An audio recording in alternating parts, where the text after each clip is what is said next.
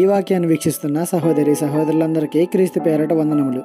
ఈరోజు వాక్యం ద్వారా దేవుడు మనతో చెప్తున్న మాట, కీడుకు ప్రతి కీడు చేసేదని అనుకునవద్దు, యెహోవా కొరకు కనిపెట్టుకును, ఆయన నిన్ను రక్షించును. సామెతల గ్రంథము 20:22. మనం ఎదుటివారికి ఎలాంటి కీడు చేయనప్పటికీ మన మీద ద్వేషం పెంచుకుంటారు కొందరు. ఆ ద్వేషం మనకు ఏదొక కీడు తలపెట్టాలి అనేట్టుగా చేస్తుంది. ఖచ్చితంగా ఏదొక కీడు మనకు చేస్తారు. అది చేతల రూపంలోనైనా లేక మాటల రూపంలోనైనా మనల్ని బాధకు గురి చేయవచ్చు. అయితే ఇలా అయినప్పుడు మానవులమైన మనం సహజంగా చేసేదేంటి? తిరిగి వారికి అదే రూపంలో అందజేస్తాం. కానీ వాక్యం సెలవిస్తుంది, కీడుకు ప్రతి కీడు వద్దు, దేవునికి అప్పగించు, ఆయనపై ఆనుకో, ఆయనే నిన్ను రక్షిస్తారు అని.